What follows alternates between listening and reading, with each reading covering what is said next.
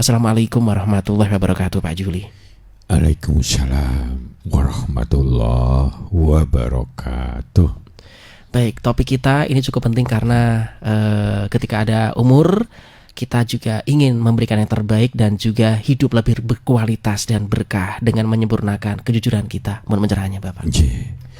Alhamdulillahirabbil alamin.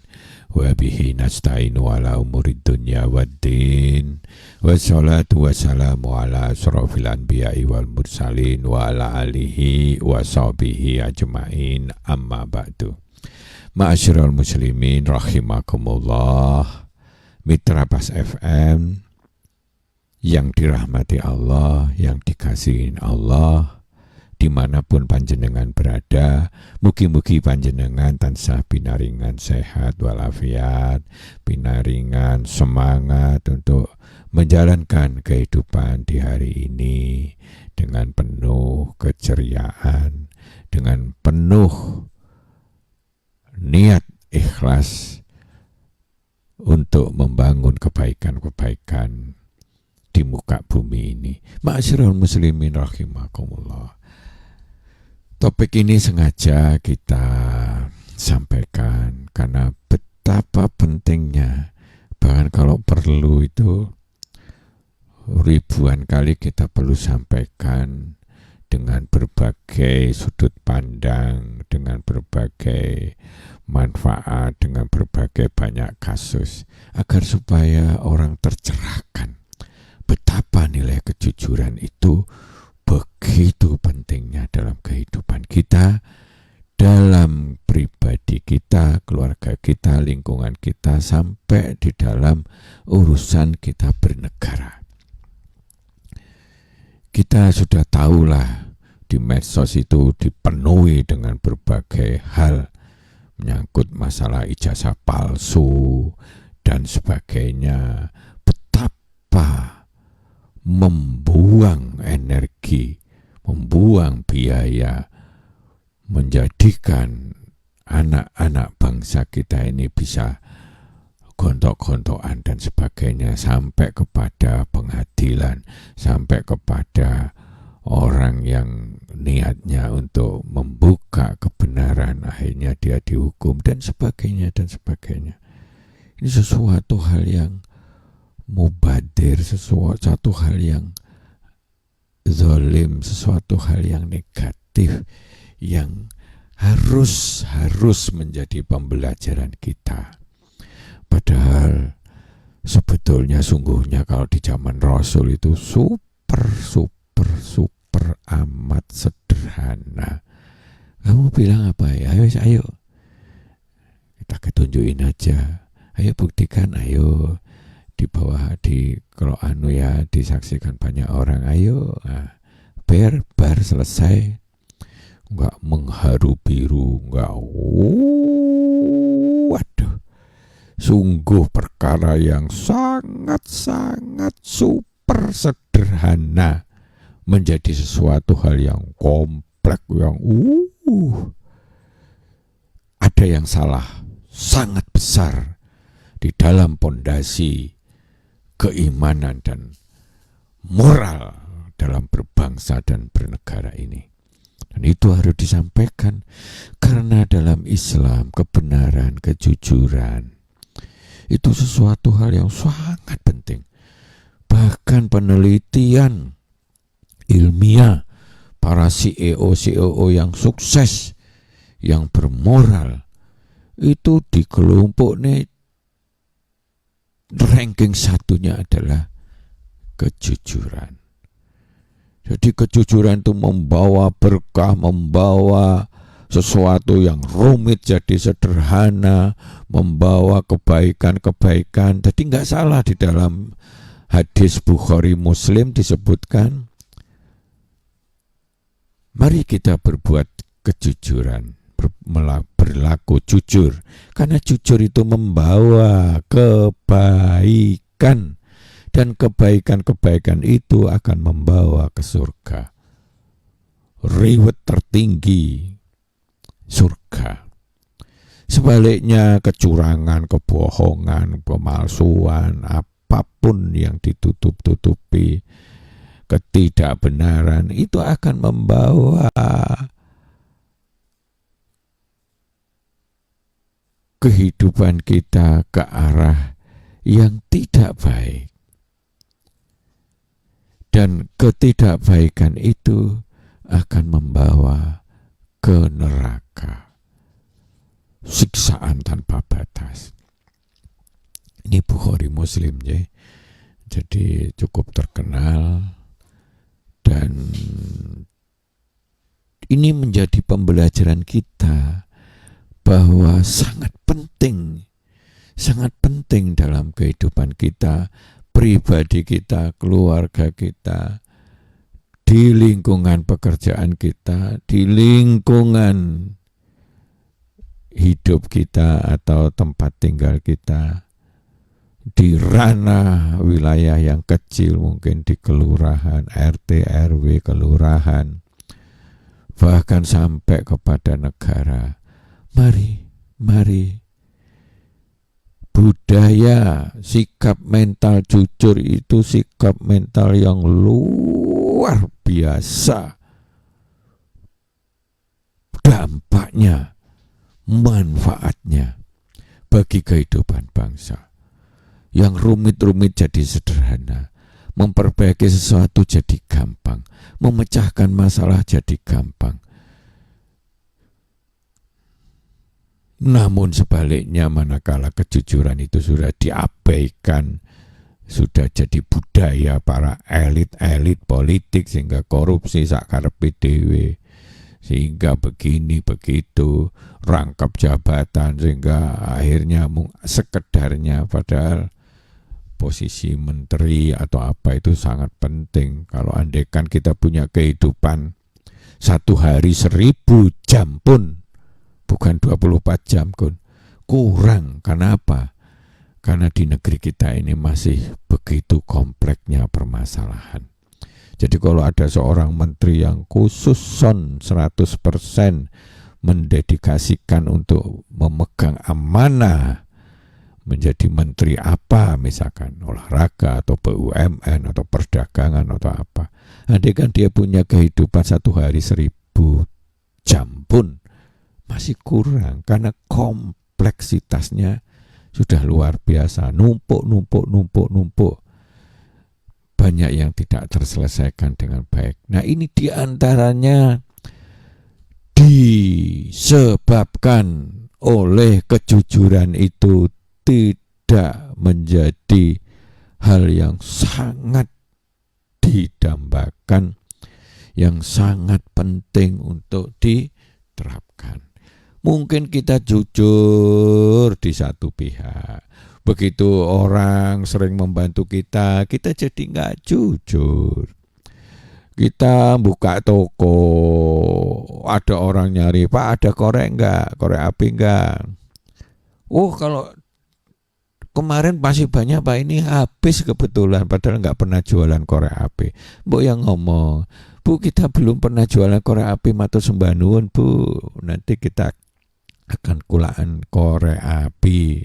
Apa susahnya? Kenapa harus dibalut, ditutupi sana sini, bahkan yang nyerang dia akhirnya dimasukkan pengadilan dan sebagainya. Itu karakter yang sangat jelek sekali. Kalau mau jujur, ya. Maka pada kesempatan yang baik ini, mari dimanapun saja, ngurusi masjid, ngurusi sekolah, ngurusi pekerjaan, ngurusi wirausaha, ngurusi keluarga, ngurusi RT, ngurusi RW, ngurusi apapun, basisnya yang benar menurut Islam adalah berbasiskan budaya yang jujur, yang objektif, open mind. Kita kalau dikritik dan itu baik, ya kita bersyukur, terima kasih masih ada orang yang peduli untuk memperbaiki kita, dan seterusnya. Dan ini menjadi karakter paling utama nomor satu bagi orang-orang yang sukses di dunia ini, termasuk rasul-rasul kita, berkarakter jujur. Nah, di surat-surat di Quran tuh begitu banyaknya lah. Yang sederhana-sederhana misalnya di At-Taubah 119. A'udzubillahi bismillahirrahmanirrahim. Ya ayyuhalladzina amanu taqullaha wa kunu ma'al shadiqin. Ya, wahai orang-orang beriman, bertakwalah kepada Allah. Penting itu. Dan salah satu ciri khas takwa itu, hendaklah jenengan serawung dengan orang-orang yang jujur. Karena begitu kita nggak jujur, dilek nih, Mas, wis sholat gurung, hai sholat yuk. Nah, tapi kalau orang yang nggak jujur, wis sholat gurung, sampun, padahal belum sholat, dan seterusnya. Ya. Nah, kemarin itu gimana itu? Anunya itu, bensinnya itu habis, Pak. Padahal ditukoknya mung separuh dan sebagainya. Begitu banyaknya kejadian-kejadian itu. Ya ayyuhalladzina amanu taqullaha wa qulu qawlan sadida. Orang-orang beriman bertakwa kepada Allah. Betapa penting, salah satunya yang penting itu, berkatalah dengan benar, dengan jujur. Ini surat Al-Ahzab 70. Ada banyak hal tentang kejujuran ini. Saya sudah menyampaikan mungkin topik ini 3 kali ini. Tapi saya ingin memberikan satu tekanan. Yuk kita latih kejujuran kita dimanapun berada, kapanpun berada, dalam kasus apapun berada. Jangan nek seneng, nek menguntungkan dia kita jujur. Janganlah kalau kita dirugikan nanti jadi nggak jujur. Misalkan kita, kok kenapa telat itu? Pak, beda motor saya yang gembos rusak. Padahal yang enggak, ya itu memang kau rumah itu telat. Saya pernah itu kejadian tuh. Kamu kenapa nggak masuk itu? Pak, saya nunggu. Ibu saya sakit, Pak, di rumah sakit. Nah, di mana? Di rumah sakit itu gitu ya. Nah, kebetulan saya punya kesempatan, ada saudara yang sakit di rumah saya itu, sambil tanya sama itu, nggak ada namanya orang tua itu yang asalnya dari situ. Bojo itu pasti suatu saat ketahuan. Orang nggak percaya, tapi saya yakin ketidakjujuran dibalut kayak opo, dipoles kayak opo, diutak-utak kayak opo, nanti akan ketahuan. Wah, itu dia itu nggak jujur. Asalkan kita memperjuangkannya, maka bagi pejuang-pejuang kejujuran kita apresiasi. Mari kita bangun negeri kita ini. Mari kita bangun keluarga kita. Mari kita bangun umat Islam ini berbasiskan kejujuran.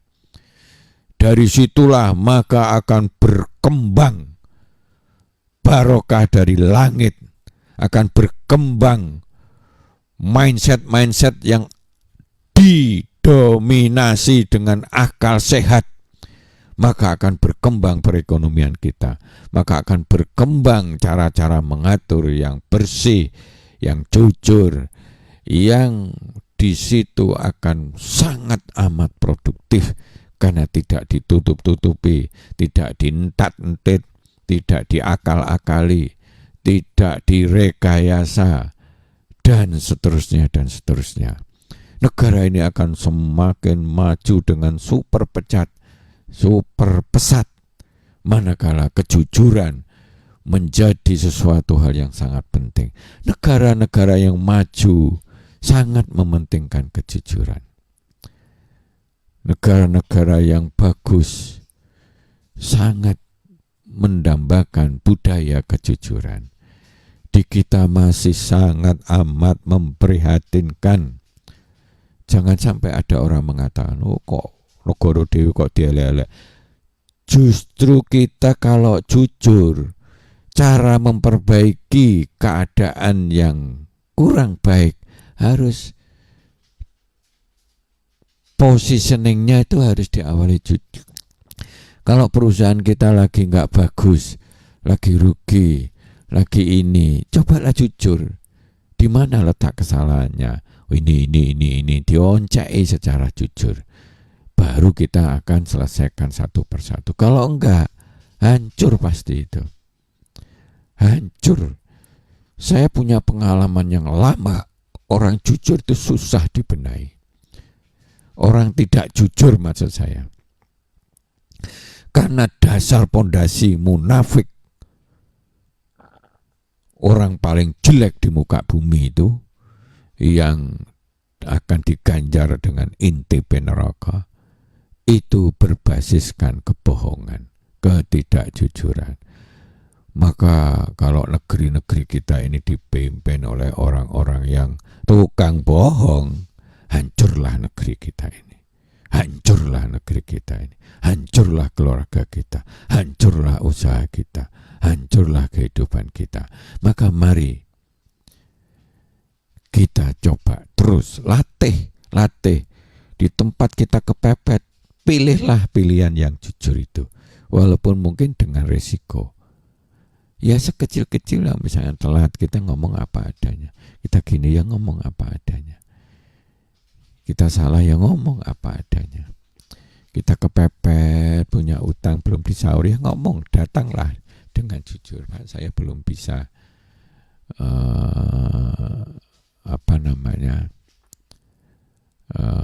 ngelunasi utang saya Pak, karena posisi seperti itu. Berjujurlah kondisi apa yang ada. Jangan sampai kadang-kadang kita ini utang tapi kita sakarepe dhewe, duit ada sebetulnya tapi dibelanjakan ke hal-hal yang sebetulnya secondary. Padahal prioritasnya itu ya harusnya hutang itu harus disaur, entah dicicil, entah apa. Dan seterusnya. Begini ini masih sangat banyak di masyarakat kita. Maka mari sekali lagi kita latih terus dalam kehidupan kita, pilihlah kejujuran. Karena kejujuran membawa kebaikan.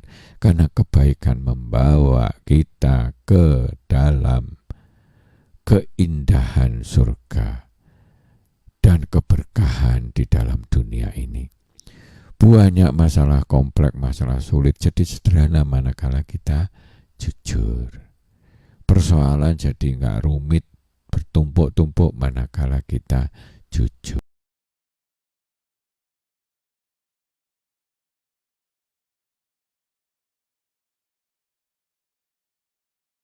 Kudus kilometer 3. Inilah 101 FM. Radio Pati. Saluran informasi warga Pati.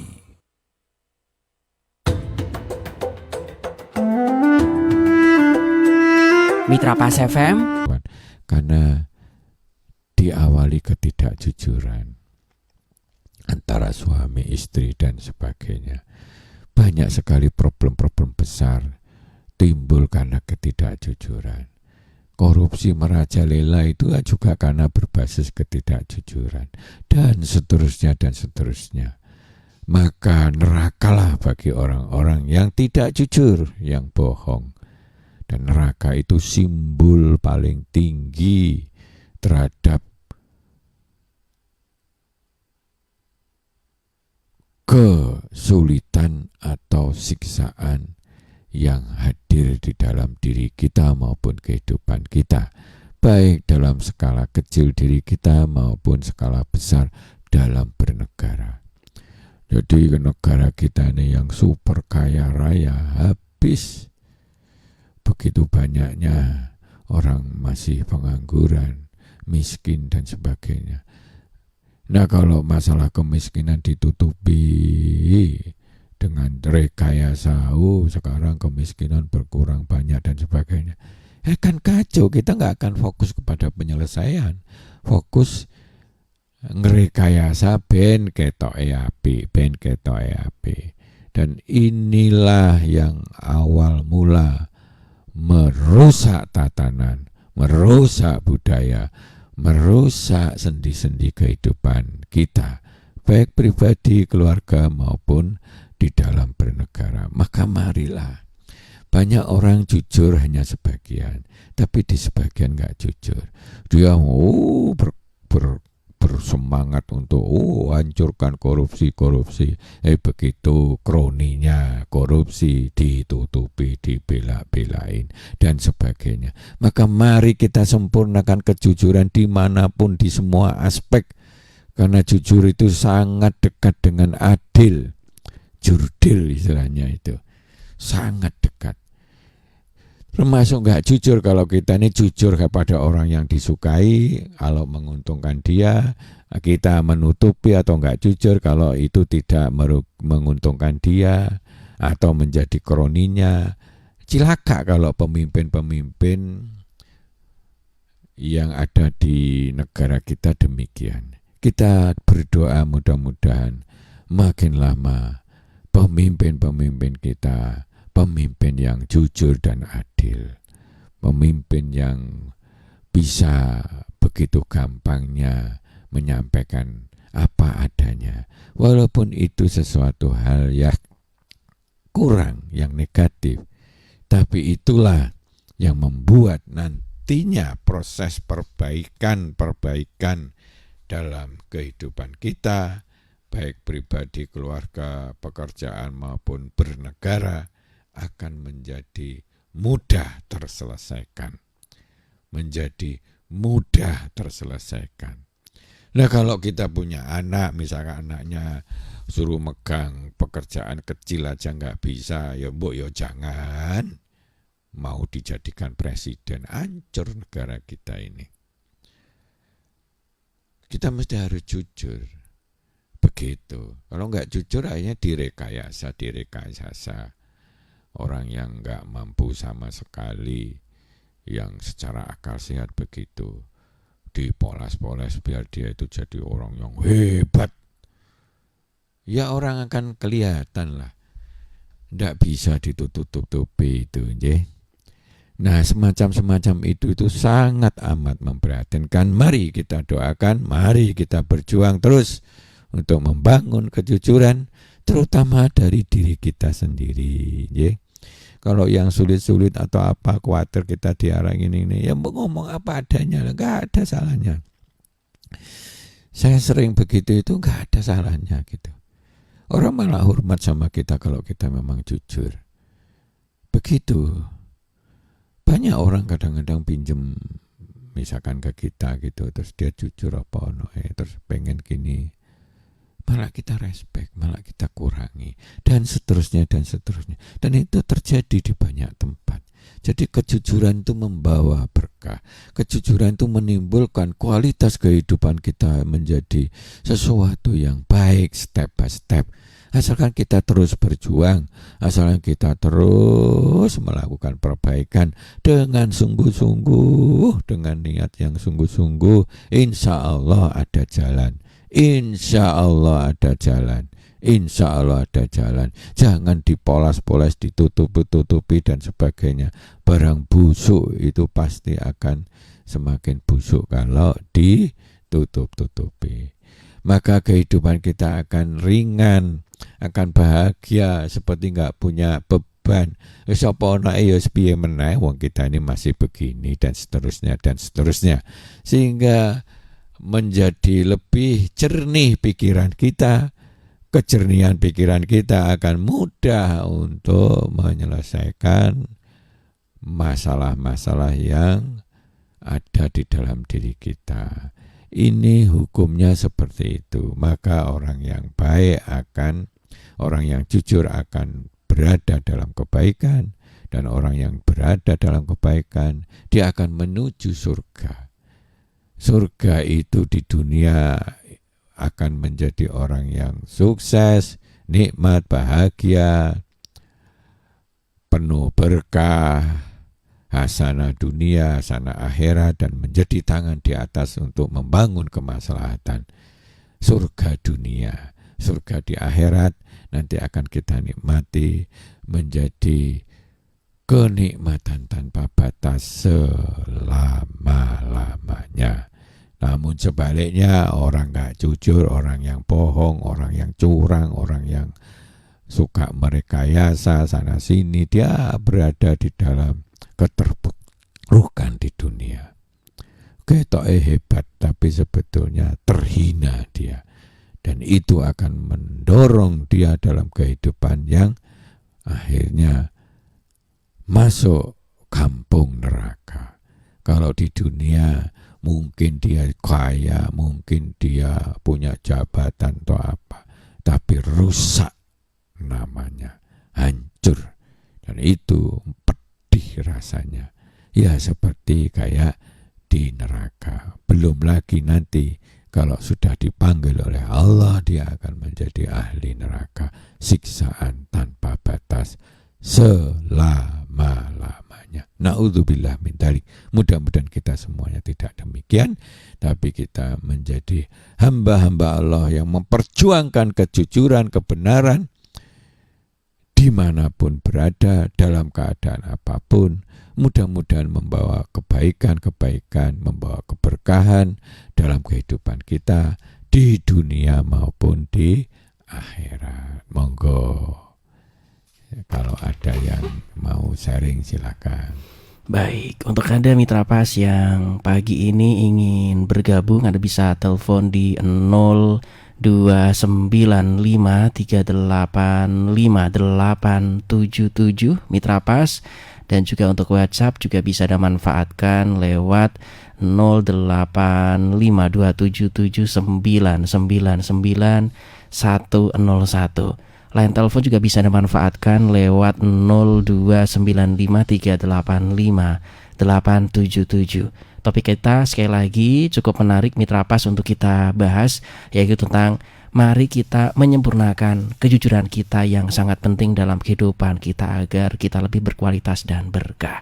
Yang sudah bergabung, Assalamualaikum warahmatullahi wabarakatuh, Pak Juli. Waalaikumsalam warahmatullahi wabarakatuh. Dari Pak Dan ini menanyakan tentang mencari orang jujur sangat susah, Bapak. Yang nyatanya tak bermasalah, sekarang sedang berkuasa. Tidak ditangkap-tangkap juga, malah dilindungi. Ini kan repot ini, mohon pencerahannya, Bapak. Iya, betul, mencari orang jujur itu susah. Yang lebih susah lagi mencari orang yang jujur dalam segala hal. Ada satu hadis, contoh-contoh kita boleh nggak jujur, misalkan untuk menyembunyikan berita yang negatif karena dia datang dari jauh, suaminya masih gobyos di padang pasir. Ya diamkan dulu. Anak kita bagaimana? Anak kita tenang. Padahal anaknya itu meninggal. Tapi setelah dia tenang, dikasih makan, sudah istirahat, dikatakan anak kita kemarin sudah dipanggil oleh Allah. Dia tenang, mudah-mudahan ini. Jadi itu boleh kalau seperti itu. Tapi kalau ketidakjujuran, kalau urusannya tidak berkaitan dengan kroni atau yang sudah dia bantu, dia jujur, begitu ketemu orang yang sudah membantunya, sudah dipangku, sudah menjadi kroninya, dia lantas enggak jujur, ya itu namanya enggak jujur. Jadi jujur yang benar itu jujur secara keseluruhan, yang betul-betul hakiki dari orang jujur dimanapun. Jadi ada ceritakan yang namanya Abu Bakar As-Siddiq, yang namanya Umar itu kan temperamental sekali walaupun orangnya jujur juga. Begitu tahu Rasul meninggal, siapa yang ngomong Rasul meninggal? Pedang angkat itu, maunya dibacok kabeh karena saking sayangnya sama Rasul. Ketemu Abu Bakar ngendikan, ya Rasul adalah tetap manusia yang bisa dipanggil kembali oleh Allah. Langsung deprok, bukan dikeprok sama pedang itu Abu Bakar Siddiq, tapi langsung Umar bin Khattab yang gagah prakoso kayak gitu, yang muara takut khawatir ada orang memfitnah Rasul itu, karena ya zaman dulu kan fitnah-fitnah bisa aja terjadi pada Siti Aisyah, pada yang lain dan seterusnya. Jadi bisa aja Rasul pas kena di perang Uhud itu kan dikabarkan meninggal karena mungkin luka, dan padahal yang enggak. Umar ya pantas jenenge orang begitu membela betul Rasul, toh nyawa toh segalanya, krungu ngono kan yo emosi gitu. Begitu kena Abu Bakar ngendikan ngaten deprok-prok gitu, menangisi kekasihnya yang sangat dikasihi Rasul yang kita cintai. Jadi seperti itulah kejujuran bisa menaklukkan kekuatan yang ini. Ceritakan Umar itu saking ngamuknya setan aja wedi sama Umar bin Khattab itu. Contoh seperti itu. Jadi, maka kalau orang jujur itu persoalan banyak, jadi gampang, mudah selesai. Sudahlah percaya sama kita dan jujurlah dimanapun berada dan sebagainya. Maka kalau kita menerima berita, kita lihat berita itu bagaimana, sumbernya dari mana. Kalau masih meragukan, mbok yo di cross check, jangan sampai nanti disebarkan malah katanya si A itu begitu, orangnya tukang begini, padahal ya enggak. Apalagi saya ngomong itu emang senengannya ngodo-ngodo. Nah itu kan menjadi ketidakjujuran. Jujur yang enggak kalah penting itu adalah bagaimana kita untuk sesuatu keadaan yang masih meragukan atau merugikan kita berani jujur. Dan yang ronde berikutnya, kejujuran yang paling sulit diantaranya adalah kemauan introspeksi diri kita. Janjane kita bagaimana sih? Ya wes lah aku panjang ya salah atau ya piye dan sebagainya. Cobalah berintrospeksi. Oh iya ya aku panjang gurung pengalaman di situ. Jadi saya ya enggak perlulah ngomong koyo rumoso wong hebat, wah aku dhewe cek pengalamanmu sithik. Dan seterusnya. Jadi introspeksi diri adalah bentuk kejujuran yang lebih sulit daripada sekedar kita enggak mencuri dan sebagainya. Padahal introspeksi diri itulah tahap paling dasar untuk memulai sebuah perbaikan. Sekali lagi, introspeksi diri secara objektif itu adalah pondasi paling awal untuk membangun proses perbaikan terhadap diri kita. Jadi kalau kita memang salah ya kita akhirnya ngaku, misalkan kayak Nabi Adam yang keplese, akhirnya dilempar ke bumi, dan akhirnya Rabbana dalamna anfusana wa ilang taufilana wa tarhamna lanakunana minal khasirin dan seterusnya. Nabi Yunus begitu telan begitu doa kepada Allah, inni kuntum minaz zalimin dan seterusnya. Jadi ada kejujuran yang ada. Bahkan Nabi Musa itu begitu mau ngeprok yang namanya saudaranya karena lemah, karena akhirnya ada sapi dan sebagainya, tapi itu akhirnya dia tobat, merasa salah karena nggak boleh dia emosi tanpa ada pertimbangan yang lebih rasional. Ya, semacam seperti itu. Mungkin ada yang lain, monggo silakan.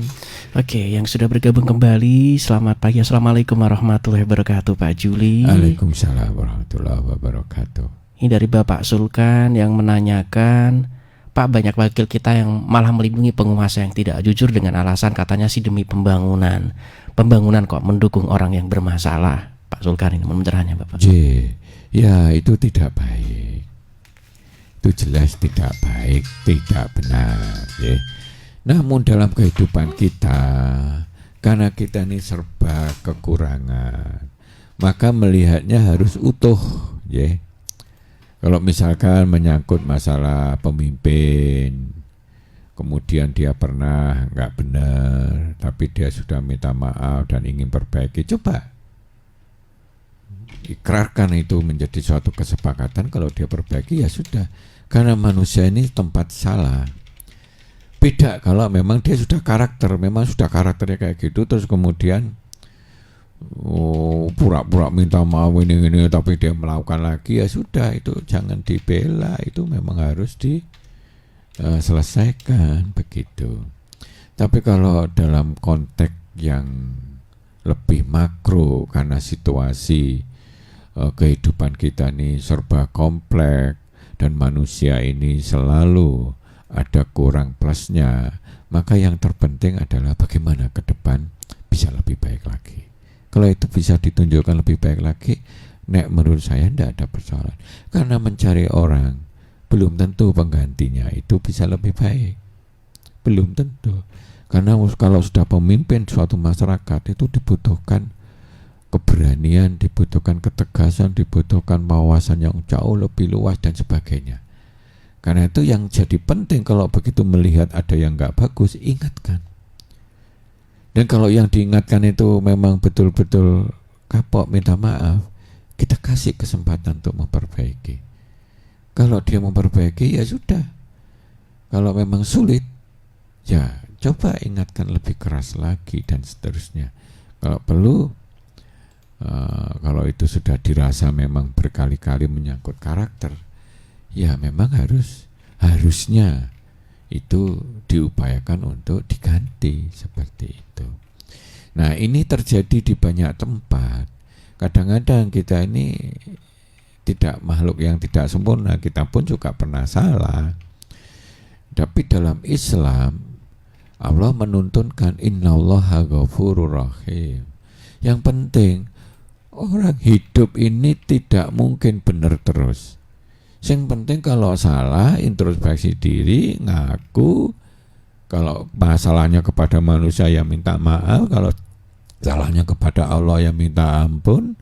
Kemudian memperbaiki diri. Bahkan itu menjadi sesuatu yang baik. Karena pengganti-pengganti itu belum tentu dia itu lebih baik. Itu. Namun kalau memang dia itu mengzalim, memang pemimpin itu memang memang karakternya memang kayak gitu, berkali-kali dicoba begitu, ya itu harusnya memang perlu diganti karena nanti akan merusak. Ini berlaku dimanapun, ya, di pemerintahan maupun dalam lingkungan maupun dalam keluarga dan seterusnya. Walaupun itu sesepele itu, tapi kalau memang dia sudah berkali-kali melakukan sesuatu yang memang nggak benar dan itu menjadi karakter dia yang susah dibenahi, ya ganti. Kalau enggak nanti rusak, baik di urusan usaha kita maupun di tempat lain, termasuk dalam pemerintahan. Ngaten kemauan je, walaupun kalau di pemerintahan tentu ada mekanisme yang tidak semudah itu. Nah, kalau semuanya berawal dari niat baik, disertai dengan objektivitas kejujuran, maka semuanya itu akan selesai dengan sangat mudah. Tapi kalau ditutup-tutupi dan sebagainya, akhirnya jadi ruwet, terus akhirnya akan merugikan kita bersama. Itu intinya, J. Monggo, ada lagi atau sudah cukup? Ya, kita sudah di penghujung acara, Bapak. Sebelum kita closing, J. Ya. Mitra Pas FM yang dirahmati Allah, semua yang kami sampaikan itu untuk pembelajaran tanpa melihat dari sisi orang per orang. Namun secara umum memang tuntunan Islam itu begitu. Maka mari kita sempurnakan terus kejujuran kita dimanapun, dalam situasi apapun, termasuk kemampuan kita untuk introspeksi diri, kemampuan kita untuk menyaring berita-berita yang sekarang ini masih nyampur antara hoak ataupun abu-abu atau enggak, untuk agar supaya kita tidak terjebak oleh kondisi yang akhirnya menimbulkan fitnah-fitnah yang tidak produktif atau malah merugikan kita.